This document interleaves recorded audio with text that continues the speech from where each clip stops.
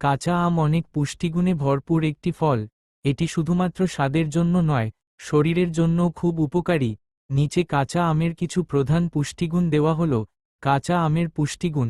Vitamin C এর ভালো উৎস। কাঁচা আমে প্রচুর পরিমাণে ভিটামিন সি থাকে, যা রোগ প্রতিরোধ ক্ষমতা বাড়াতে সাহায্য করে এবং সর্দি কাশি প্রতিরোধে সহায়ক।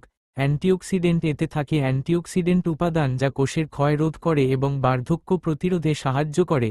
আয়রন। কাঁচা আমে আয়রন থাকে, যা রক্তে হিমোগ্লোবিন বাড়াতে সাহায্য করে এবং রক্তস্বল্পতা প্রতিরোধে ভূমিকা রাখে। ডায়াজেস্টিভ এনজাইম। কাঁচা আম হজমে সহায়ক, কারণ এতে থাকা এনজাইম হজম শক্তি বাড়াতে সাহায্য করে। পটাশিয়াম ও ম্যাগনেসিয়াম। এই খনিজ উপাদানগুলো হৃদযন্ত্র সুস্থ রাখতে সাহায্য করে এবং রক্তচাপ নিয়ন্ত্রণে রাখে।